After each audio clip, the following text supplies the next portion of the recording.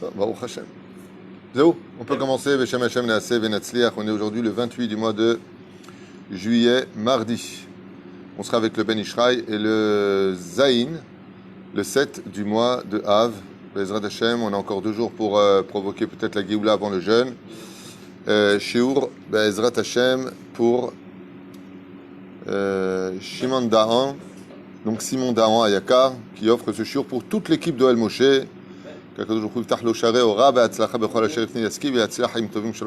Simon Dahan à Yakar. Que Dieu te bénisse pour ta gentillesse et ton empathie pour nous. Bezrat Hashem, aussi pour tous les malades d'Israël. On pensera à la sœur de Eric Putou qui fait son opération. Un grand Mazel Tov pour la naissance d'une petite princesse au sein de la famille Nathan, puisque Reuven et Sarah viennent d'avoir une petite fille à Haïfa. Mazel Tov. Mazel Tov aussi à ma sœur Patricia, Bezrat Hashem, qui est grand-mère, la belle famille en face. Et qu'on n'entende que de bonnes nouvelles. Vena Fochou Bezrat Hashem Barach. Yalla. Sans plus tarder, bien entendu, Refosh Lema pour tous les malades d'Israël. Morat Miyak de Shabbat Torah, Sarah Talia Batfrat Miriam, Kol Echad Ve'echad. L'étude ici est très très intéressante. Elle est très longue. Donc on va s'efforcer sur la parasha de Vaïtranan, qui est la parasha de cette semaine, qui parle, on va dire, de façon assez essentielle sur la volonté de Moshe Rabbeinu de vouloir entrer en Eretz Israël, parce que c'est un personnage qui a compris que la Torah se divise en 2 parties. Il y a la Torah et sa pratique, et il y a le fait de vivre en Eretz Israël. Et Moshe Rabbeinu nous apprend que celui qui donne la Torah, celui qui vit en Galoute, eh bien, c'est qu'il doit monter en Eretz Israël pour donner le corps à l'âme qui manque. C'est-à-dire que la Torah est une âme, et le terre d'Israël, c'est le corps. Une âme sans corps, ça s'appelle quelqu'un de mort, et un corps sans âme, ça s'appelle quelqu'un de mort. Donc il faut qu'il y ait l'âme dans le corps, d'où le fait d'importance pour celui qui pratique la Torah en Eretz Israël, de savoir que lui, il est Behemet, Shalem Bemushlam. Celui qui pratique la Torah, la mitzvot en Eretz Israël, il est appelé Ish Shalem. Shalem. C'est pour ça qu'Abraham Avinu lui-même a été appelé comme cela, et que la porte de Jérusalem s'appelle Yerushalayim. Pour dire que la crainte du ciel ici donne l'homme Yerushalem, Yeru, Yira, Shalem. Quand on est dati ici, quand on est pratiquant en Eretz Israël, Bémet, on devient un juif Mushlam. Asbon irait Bezrat Hashem Ksat Ma'amarim ici du Ben Ishraï. C'est des études que j'ai fait il y a beaucoup d'années.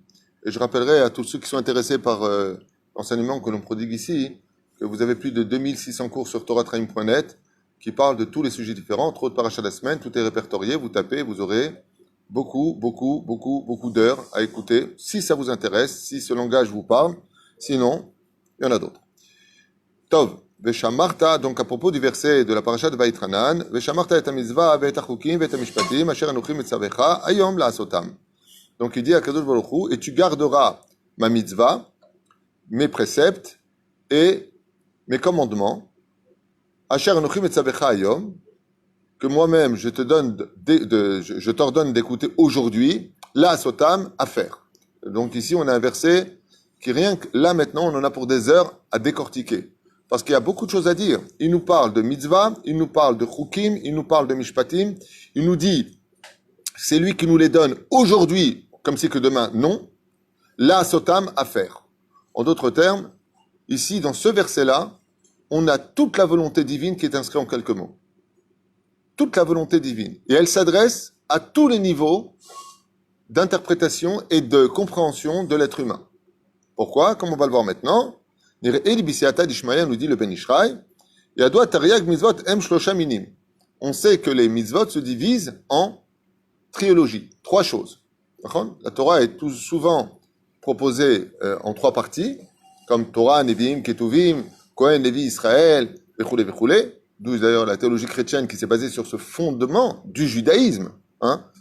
Quelqu'un un jour m'a dit, ah ben voilà, donc voilà, c'est pour ça le chrétien. Non, la chrétienté s'est basée sur cette base de la Torah pour construire sa religion, qu'il n'y ait pas de confusion. Okay? Vous allez dire, ah, bah alors voilà, c'est pour ça que... Non, c'est le contraire. C'est-à-dire, c'est facile d'être une copie de ce qui existait déjà avant.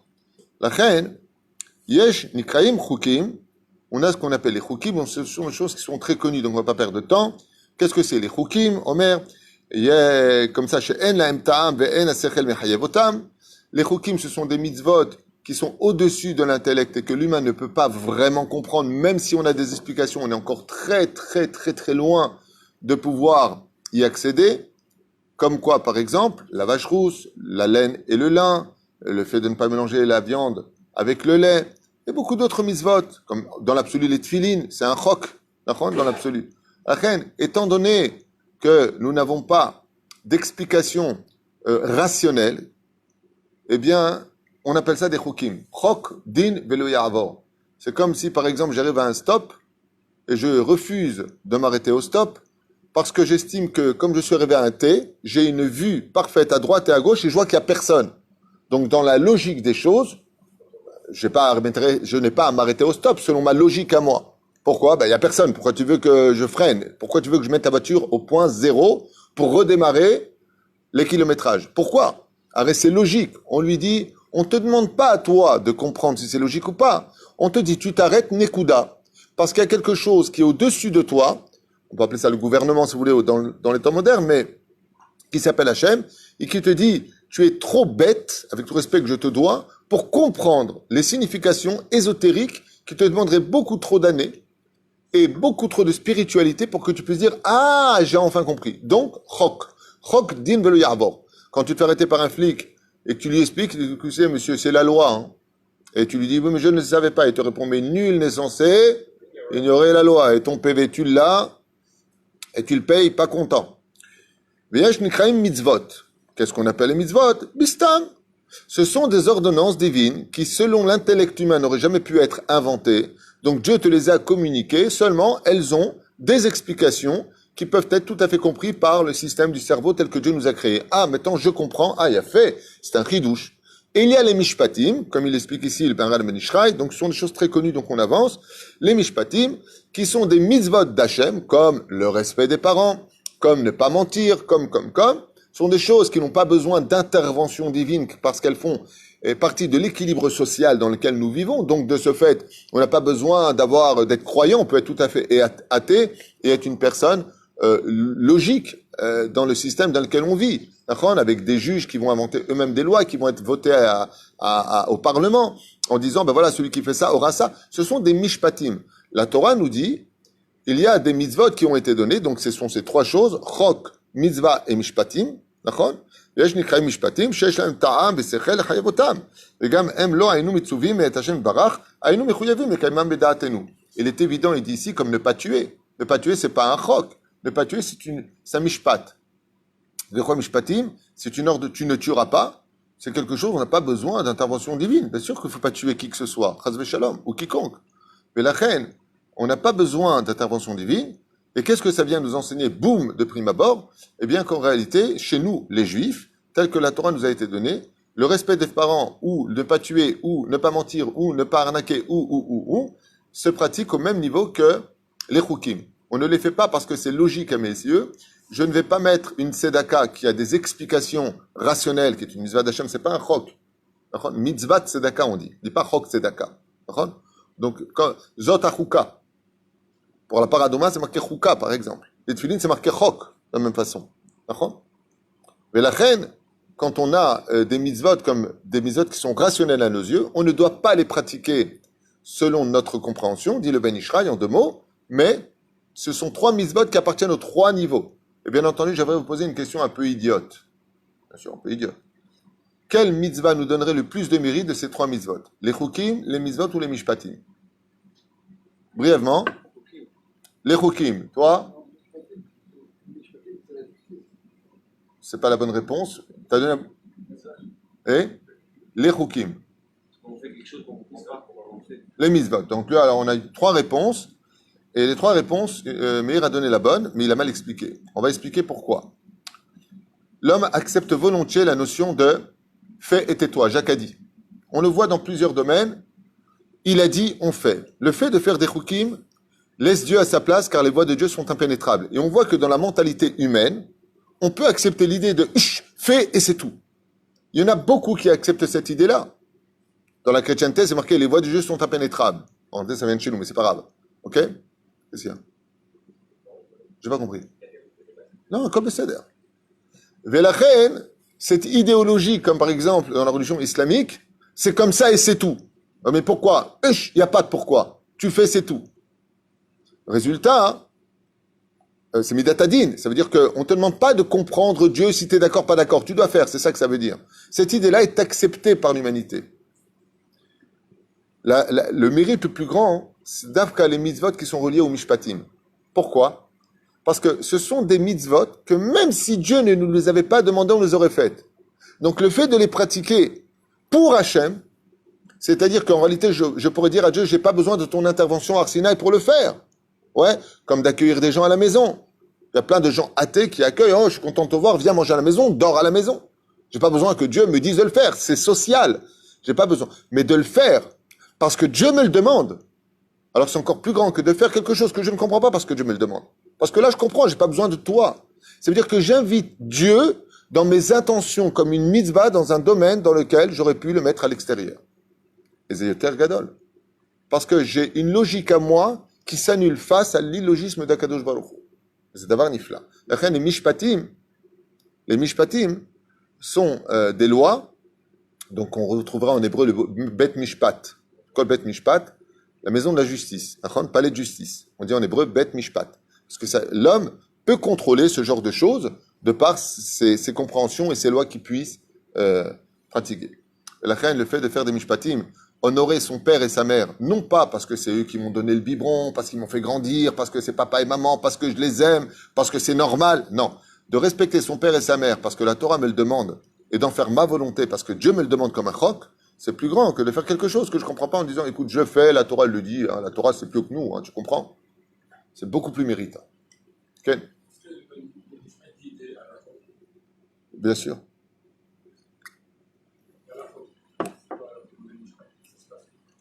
À la suite. Donc à la suite, il y aura des...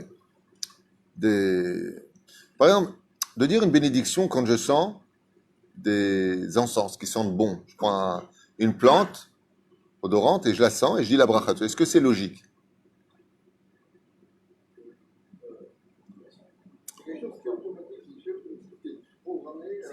Prends 10 humains dehors qui ne sont pas religieux ou des gens laïcs ou des gens non juifs. Le mec, il vient, il mange avec... Tu sais que c'est dangereux pour un gars de manger avec un juif à un moment, parce qu'il se dit, mais il est fou le mec. Il vient manger avec lui, ok, ils vont rentrer dans un restaurant cachère, le gars, il mange avec lui un truc, il voit le mec, qu'est-ce que tu fais? Je vais faire une étilate. Oh, tu t'es pas lavé les mains ce matin? Ouais. Il prend le pain, il dit, Amotzilechem minaret. Le mec, il parle avec du pain. Et bon, bah, d'accord. Bon. Moi, je parlais avec ma poupée quand j'étais petit, lui, il parle avec du pain. Ensuite, il le trempe dans le sel. Dis donc, t'aimes bien le sel? Il dit non. Après, il le met dans la bouche. Et il dit, alors dis-moi, 2 secondes, faut que j'avale. Il dit, attends, j'appelle un psychiatre. C'est quand tu vois la vie du juif, quand t'es pas dans la compréhension de la Torah, le mec il prend des plantes, hein, avec des odeurs. Baruch ata Hashem Elokeinu melech haolam borei hatzeh besamim. Ah, si tu parles avec les plantes, tu sais que c'est l'hôpital psychiatrique. C'est direct. Lors des chaussures et autres. Ok. ולכן, אך על ידי המחשבה שהוא יושב ומצפה, ומתי תבוא לידי מזווזו ויקיימנה, או הלוואי שהייתי שייך למזווזו ויקיימנה. Donc il nous dit comme ça le Ben Ishraï, il nous explique, וידוע דאי אפשר לאדם אחר, אחד, לקיים את מזוות השם בפועל, אך במחשבה שהוא על ידי יושב ומצפה. Il dit ici que de la même façon, il y a 3 façons de vivre les mitzvot. Celle de la pensée, quand est-ce que je vais pouvoir faire cette mitzvah-là, parce que je n'ai pas la possibilité de le faire pour l'instant. Quand est-ce que je vais lire ou dire cette mitzvah-là, parce qu'il y a les mitzvot qui sont dépendants de la parole, comme l'étude de la Torah, et quand est-ce que je vais faire cette mitzvah-là, parce que ces mitzvot-là sont dépendants de l'action. Donc nous avons pensée, parole et action. Dans ces 3 domaines, donc on a chukim, mitzvot, mishpatim, pensée, parole, action, neshama, ruach, nefesh. D'accord? Donc, ça se divise en ces 3 cadres-là. Aleva va itisher venizazo et kemena. Nechshav lo bazeh kilu kiyem. Et on voit ici que grâce à la pensée, c'est contre les chukim, Dieu t'a dit, fais et ne pense pas.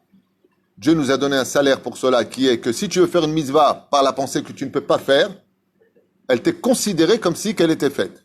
Ça veut dire que c'est un chok. C'est pas logique. Donc, il dit, si je pouvais maintenant construire ça, une synagogue, là où il n'y en a pas, si j'avais l'argent, je l'aurais fait. Et Béhémet, il l'aurait fait, Dieu le sait. Ouais. Il est considéré dans le ciel comme si il avait fait cette mitzvah-là. Magnifique. Mais c'est logique ou pas? C'est pas logique. Oh lui. Mais alors dans ce cas-là, je vais penser toute la journée faire des choses. Non, mais à Dieu, tu peux pas tricher. Tu peux pas tricher. Parce que Dieu, après, il veut te mettre à l'épreuve, il va t'envoyer ce qu'il faut, et d'un coup, alors, hein? Parole et parole et parole. Et la reine, il dit, tu vois, contre le salaire du roc que je t'ai donné, où il n'y a pas de logique, moi, de l'autre côté, contre toute logique, si tu as pensé à avoir une bonne action, c'est comme si que le PDG, il vient comme ça pour poser une question très importante pour nommer le directeur de sa société. Et une fois qu'il y en a un qui répond, qui a fait ce qu'il fallait, l'autre il dit, vous savez, hein, je l'ai pensé moi aussi. Qu'est-ce qu'il va lui faire le directeur? Eh bien la brioute, qu'est-ce que tu veux que j'y fasse, que tu l'aies pensé? Fallait le faire. Et moi, mais je pouvais pas, j'étais aux toilettes à ce moment-là. Chez le créateur du monde, tu as pensé à faire une chose qui est positive, t'as pas pu la faire, il te nomme directeur. C'est un roc, c'est pas logique. Il te dit, contre les choukim que je t'ai donnés, sache que les bonnes pensées que tu auras, que tu n'auras pas pu faire, je te donnerai un salaire. Waouh! Alors, on y fait là. Ou les filles, et ainsi donc, on peut voir qu'en réalité, le juif qui a 248 membres et 365 tendons dans son corps face aux mitzvot positives et négatives, qui font un total de 613 mitzvot, a la possibilité, selon ce principe fondamental, de pratiquer les 613 mitzvot de la Torah. Pourquoi? Avec 80% pratiquement des mitzvot, des 613 mitzvot sont dépendants du Beth Amikdash. Ouais, mais je peux pas y aller, il n'y a pas de Beth Amikdash pour l'instant. Par le fait de penser, faire les korbanot, monter à Shalosh Regalim au Beth Amikdash, si je pouvais le faire, je l'aurais fait, et que Bémet, je le pense, même s'il n'y a pas de Beth Amikdash, donc je peux pas le faire. Eh bien, ça t'est considéré, dit le Ben Ishraï, que chaque juif, dans la réalité des choses, peut pratiquer Bémet les 613 mitzvot. Comme par exemple, moi je m'appelle Twitus, qui me rend tout oui. Mais je suis pas Cohen. Comment je peux faire la Birkat Kohanim? Si vraiment j'avais en tête de dire, maître du monde, si j'étais Cohen, ce serait avec plaisir que je serais montré à la Douchan pour faire la Birkat Kohanim tous les matins. J'ai pas besoin d'être Cohen pour cela. Ça m'est considéré dans le ciel comme si que moi-même j'avais été Cohen pour faire la Birkat Kohanim, dit le Ben Ishraï. Donc, pensée, parole et action égale possibilité que Dieu nous offre sur un plateau en or d'être un juif simple qui est capable de pratiquer les 613 mitzvot alors que je ne suis ni Cohen, ni Lévi, ni Israël. Waouh! Qu'est-ce qu'il y a?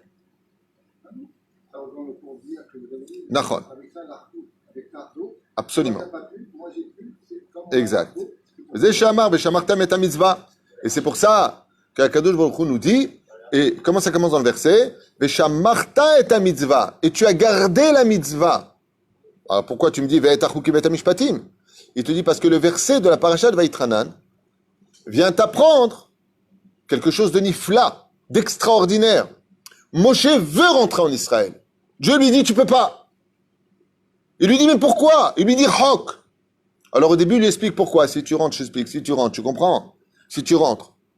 Ouais, c'est toi qui vas construire le temple. Je pourrais pas détruire le temple si les enfants y fautent. Donc je vais les détruire eux. Ah, moi j'ai dit je comprends. Il dit très bien. Il y a Rav Kook qui dit que Dieu il a dit à Moshe Rabbeinu, tu as atteint un tel niveau de grandeur que même Eretz Israël ne peut pas te comprendre. Tu as dépassé les dimensions d'Eretz Israël. Donc il va falloir que toi tu rentres en plus petit. Plus petit que Moshe, c'est Yoshua bin Nun. Donc mets ta main sur lui et bénis-le. Fais passer une partie de toi en lui. Donc il rentre avec le peuple d'Israël parce que Eretz Israël n'était pas encore construite avec le Beth Amikdash, où là Moshe pourrait rentrer. Et à un moment, Dieu lui dit, hey, c'est un hok.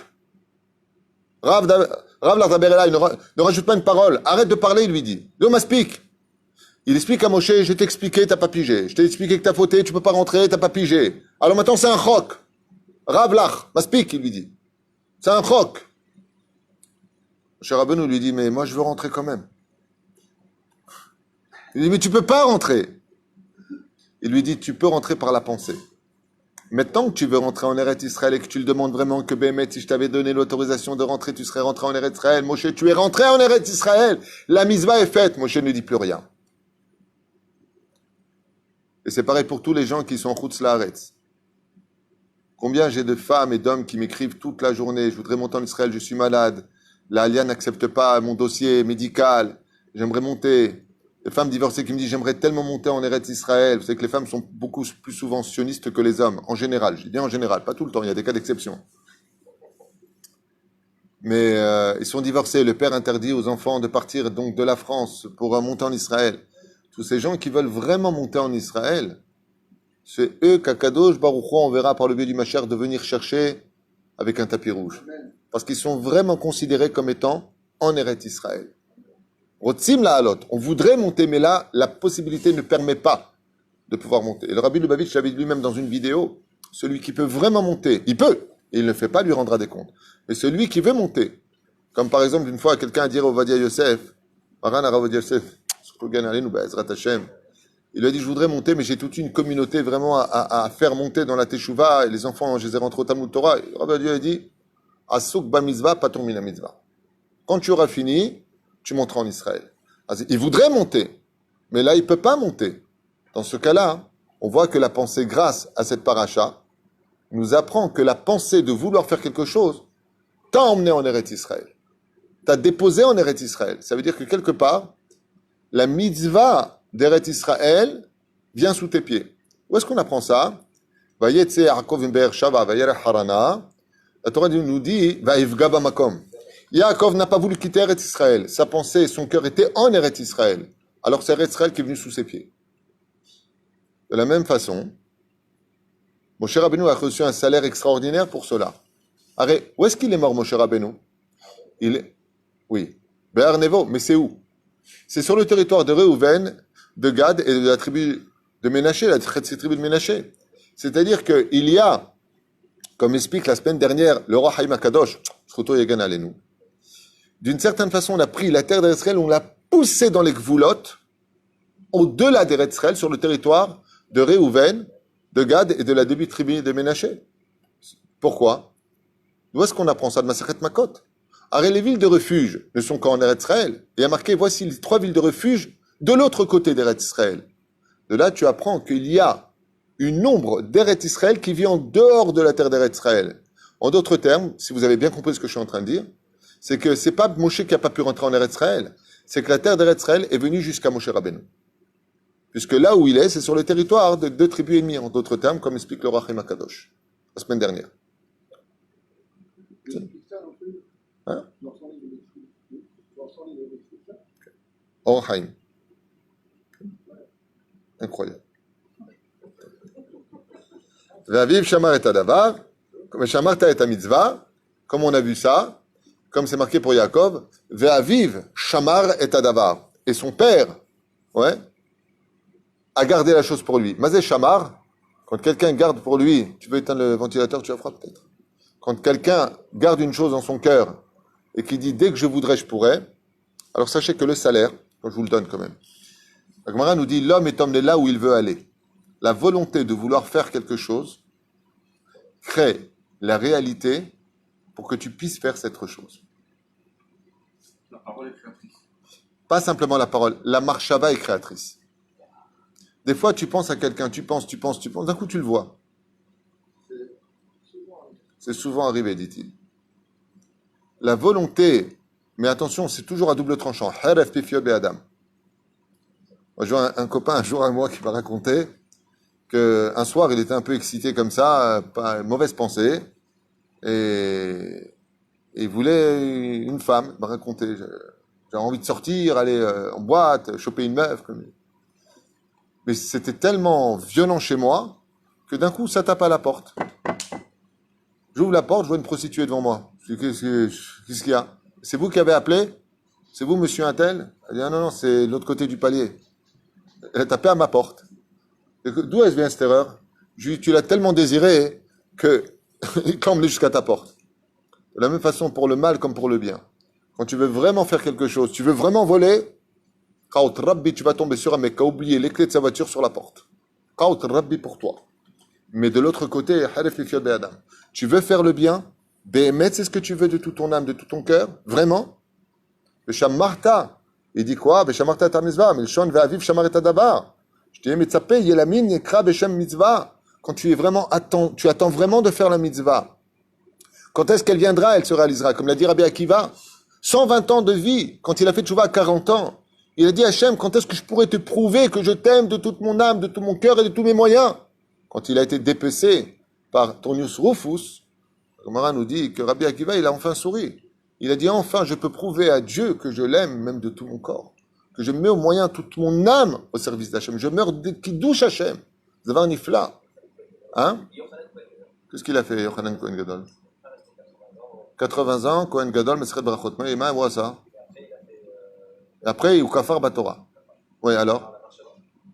Oh, ça veut dire quoi la marshava? Tu as posé une excellente question qui est hors jeu, mais je vais quand même y répondre. Notre ami ici, à Yakar, pose une question, Nifla. Lalou. Lalou. Yosef Lalou à Yakar. Bientôt papa. Mais, Avec sa femme. Pose une question intelligente. Il dit, je comprends pas. Pose une question très intelligente. Il dit, je comprends pas. Arrête dans Masachet Brachot, Yohanan Cohen Gadol a été le Cohen Gadol le plus long de l'histoire. 80 ans. Aaron, 40 ans. Shimon Hatzadik, 40 ans. Lui, 80 ans.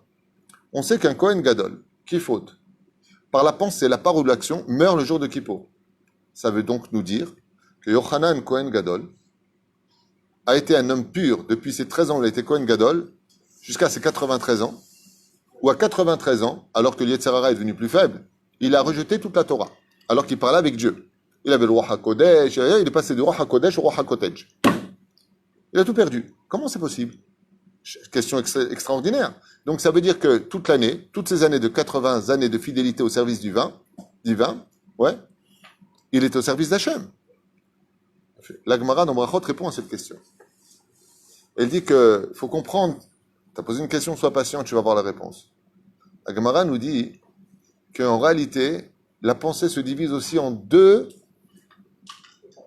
compartiments. Conscient et subconscient. Inconscient, c'est autre chose. La pensée se divise en deux dimensions.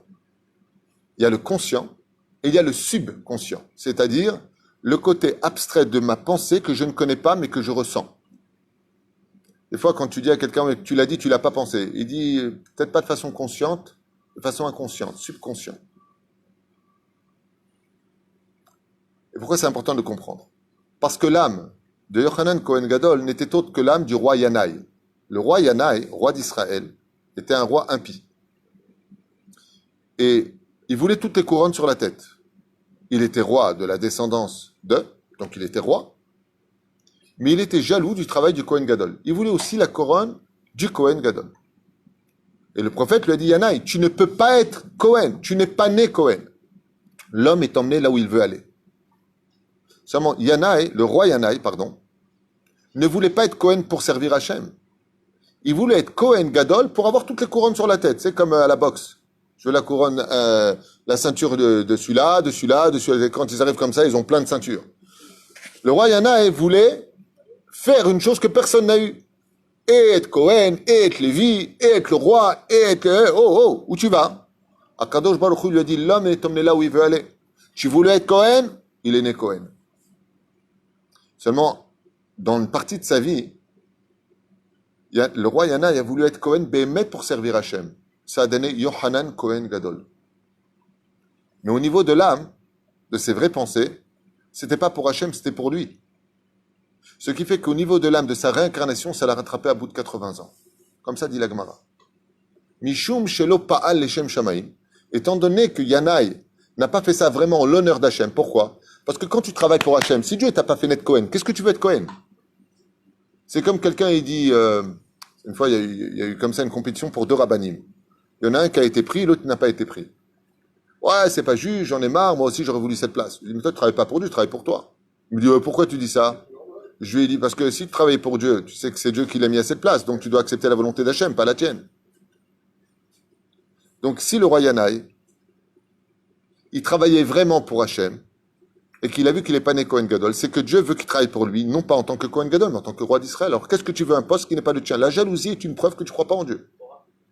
Korach est une preuve que tu travailles pour toi et pas pour Bidjukoto Davar. Étant donné que Yochanan Cohen Gadol était la réincarnation du roi Yanaï, et qu'il a voulu être Cohen, non pas pour Dieu, mais pour lui, cette marshava du subconscient qu'on appelle la Neshama a rattrapé les pensées du Nefesh et du Ruach de Yochanan Cohen Gadol, qui l'a fait tomber automatiquement. La reine ou nafal. Zet Tshuva shel Gemara. Tiens, fait. On finit encore 2 minutes et je vous libère pour cette première partie du Ben Ishraï, qui est très très intéressante, je vous l'affirme. שתהיה מצפה למין נקרא בשם מצווה בסתם, למין נקרא בשם חוקים, ולמין נקרא בשם משפטים, et c'est pour cela que chaque juif a le devoir d'attendre toute la journée quand est-ce qu'il pourra faire une mitzvah, à l'éveil que vienne chez moi une mitzvah qui appartienne à la famille des chukim, mitzvot au-dessus de l'intellect, des mitzvot elles-mêmes que je peux comprendre mais données par le divin, ou des mishpatim, des elu klalut shel tariag mitzvot qui comprennent en elles les 613 mitzvot de la Torah veine basé tarviach afilu ayom azé. Et c'est pour ça que c'est marqué aujourd'hui, tous les matins quand tu te lèves, nous dit le Ben Ishraï, dès que tu as remercié Hachem Odani Lefanecha, supplie dans ton cœur, dans ta pensée, dans ton cœur et dans tes mains, supplie Hachem, quand est-ce que je vais pouvoir faire une mitzvah, allez vaille que ça vienne à moi, allez vaille que je puisse trouver une mitzvah sur la route, allez vaille, et toute la par exemple, tu marches maintenant dans la rue, stam, soit à Paris, Marseille, en Israël ou ailleurs, allez vaille que la Géoula, si elle bête Amigdash, je serai le premier à monter. Allez vaille que je puisse donner vite mon maaser au Kohanim, allez vaille que je puisse donner mon maaser au Lévim, allez vaille que je puisse, allez vaille. Là je travaille, si j'étais libre, je serais parti étudier la Torah. Si tu penses cela, il te dit, ouh, Hayom, ta journée sera pleine. Qui était comme ça? Avraham, Sarah, Yitzhak, Yaakov. Va Avraham Zaken ba yamim. Il est venu avec ses jours. Il est venu avec ses jours. On vient tous avec nos jours. Non. Chaque jour était rempli de mitzvot. Quoi, tu veux dire toute la journée? Toute la journée? Il dit oui, toute la journée, il pensait à faire des mitzvot. Ça lui est compté ba yamim. Azek lomar beyom echad bilvan nechshav lecha kiilu asitam befoal. Car en une seule journée, dit le Ben Ishraï, par de bonnes pensées, de bonnes paroles et de bonnes actions, tu peux avoir acheté les 613 mitzvot de la Torah. Ne laisse jamais une journée fuir de tes mains, même si tu travailles plus de 8 heures par jour, même si tu es occupé, parce qu'il te suffit d'occuper tes pensées à cela. Donc si tu regardes des films, tu te déconnectes. Là, tu n'es plus dans la mitzvot. Tu viens de tuer 1h30 de ta vie. Laisse tomber ce que tu regardes, à part le lachon hara, les femmes à poil et tout ce qui peut aller dedans, attention. Je ne parle pas déjà de ça. Je ne parle pas des femmes nues. Hein. Femmes à poil, c'est des femmes avec des poils. Hein, je comprends. C'est un jeu de mots. Vechen alza derech. Perouche adavar. Hein? Qu'est-ce qu'il y a? Portugaise. On appelle ça des peluches. Bekitsur velaïnian. Bekitsur velaïnian. Quand une personne est occupée à ce genre de choses, d'être agréable dans la vie, d'avoir des pensées en disant « Ah, maintenant j'aimerais bien faire ça. Bon, pour l'instant je travaille, j'ai un patron, il faut que j'amène à Parnassa. » Akadosh Baruch Hu, il t'aime encore plus. Et c'est ce qu'il dit le Ben Ishraï. Hayom, est-ce qu'une seule journée de ta vie tu peux donner à ce que ton cerveau soit ta, de telle façon à ce que ta langue ne sorte pas du lachon hara, mais que des belles paroles, de telle façon à ce que tes pensées soient toujours positives, et que tes actions les accompagnent. Il dit le Ben Ishraï, tous tes membres, donc 613 mitzvot vivent en toi, à l'image du Kohen, du Lévi et d'Israël. Pourquoi? Parce que les trois ont été demandés par Dieu. La reine Katouv, et j'ai fini avec ça, Beshamartam et mitzvah, Betachukim, Asher quoi? La asotam. Beshamarta et mitzvah, Betachukim et mishpatim, Asher anochim et tzavecha. C'est moi qui te les ai demandés.